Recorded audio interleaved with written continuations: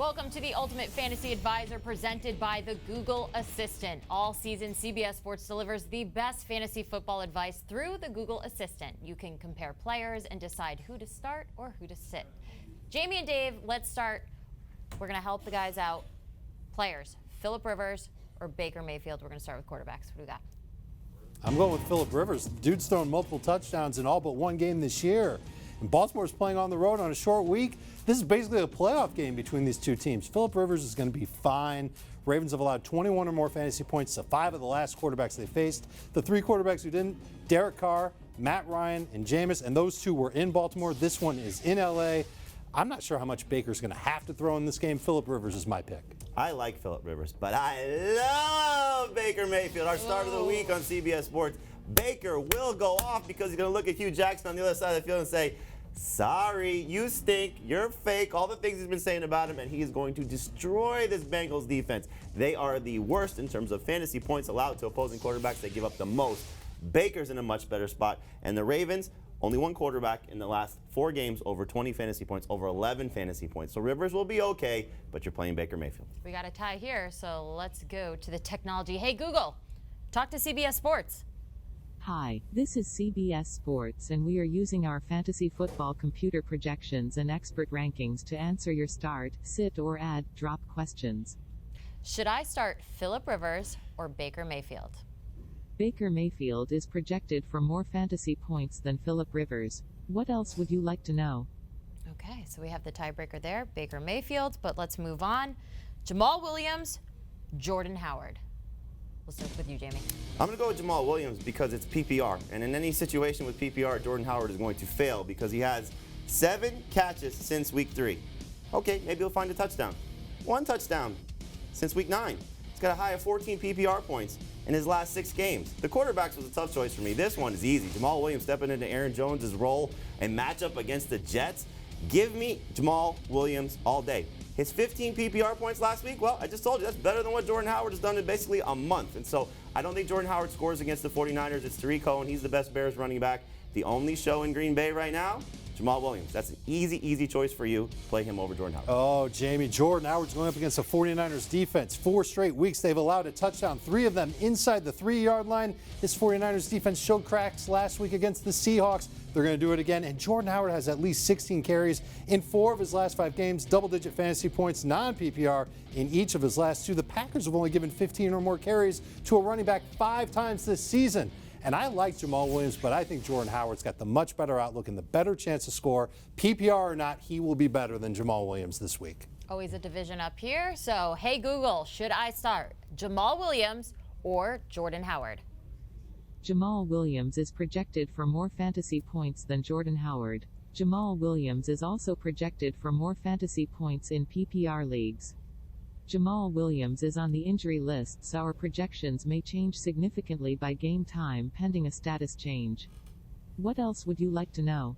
How competitive do you guys get with this? Eh.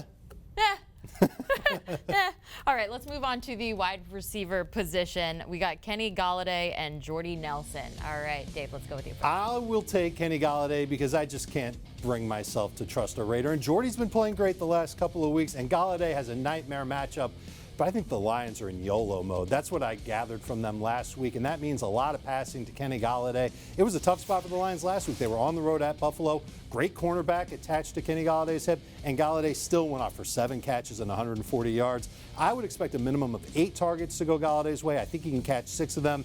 He will give you 14 or more PPR fantasy points. He's done that 4 of his last 6 games. It'll be 5 of his last 7 after Sunday. But in 2 of his last 3, he was miserable. Last week he was great, but prior to that, he had 5 catches for 55 yards on 12 targets against the Rams and the Cardinals. And this is a tougher secondary because of Xavier Rhodes. Jordy Nelson's in a much better spot. You look at the Broncos not having Chris Harris. You look at what receivers have done against them of late, and Jordy gets this unbelievable situation because the targets have been up for him. He has hit 14 or more PPR points in 2 of his last 3. I don't want to trust Jordy Nelson. I like Kenny Galladay's talent much better, but it's all about matchup. It's all about numbers. It's all about situation. Jordy's in a much better spot. You're playing Jordy Nelson over Kenny Golladay this week. I'm going with Dave because you used YOLO in your Thank statement. you. So That YOLO. is But let's, expert analysis. let's see what the Google Assistant has to say. Hey, Google, should I start Kenny Golladay or Jordy Nelson? Kenny Golladay is projected for more fantasy points than Jordy Nelson. Kenny Golladay is also projected for more fantasy points in PPR leagues. Kenny Golladay is on the injury list, so our projections may change significantly by game time pending a status change. What else would you like to know? YOLO. That's right. YOLO. That's what we're going with. All right, tight ends. Austin Hooper or Blake Jarwin? Let's go. Jamie first. I'm going to go with Hooper. I like both these guys. Jarwin's played great the last couple of games, at least 7 targets in both of those outings. But they don't score touchdowns from the Cowboys tight end position. They have 1 touchdown to their tight ends on the season, and that was Jeff Swaim all the way back in week number 4. Hooper should have scored a touchdown last week, dropped one in the end zone. And last time he faced the Panthers, 5 catches for 59 yards and a touchdown on 5 targets. And you look at the matchup here, both teams really struggle against tight ends in terms of the Panthers and the Bucs, but the Panthers are worse. They give up the 3rd most fantasy points to the position. So matchup's better, player is better, quarterback is better. Stick with Austin Hooper over Blake Jarwin. You said you'd like to start both these guys, or you don't hate both of these guys. I can't stand either of these guys, but I can't stand Hooper at all. This is basically my way of saying that I'll start anyone ahead of Austin Hooper. His best games are when Atlanta can't run the ball, and they'll be able to here. The Panthers have allowed 11 or more fantasy points to a running back in 5 of their last 6 games. We know that their offense is going to be a mess without Cam Newton there. Their offense might have been a mess even with Cam Newton there. Atlanta's going to have a lot of time to kill in this game. And Tevin Coleman's going to be the lead guy. He's going to have a great game. Austin Hooper's not going to be a factor at all. Blake Jarwin's barely going to be a factor. I don't want to use either one of these tight ends, but if I had to pick one in PPR, I'll go with Jarwin because I think he'll get more targets. Tied up here at the desk. Let's ask the Google assistant. Hey, Google, should I start Austin Hooper or Blake Jarwin? Austin Hooper is projected for more fantasy points than Blake Jarwin. Austin Hooper is also projected for more fantasy points in PPR leagues. Austin Hooper is on the injury list, so our projections may change significantly by game time pending a status change. What else would you like to know? That is all. A lot of players on the injury list. Wow. You might be on the injury list. Questionable. Questionable return to the set here.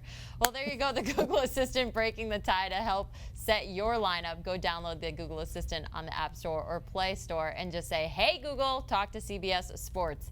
Each week, we'll tackle key fantasy questions. Submit yours via CBS Fantasy at cbsinteractive.com or at CBS Fantasy on Twitter to have your questions answered next week live on HQ. Coming up, talking starts and sits, quarterbacks, and wide receivers up first.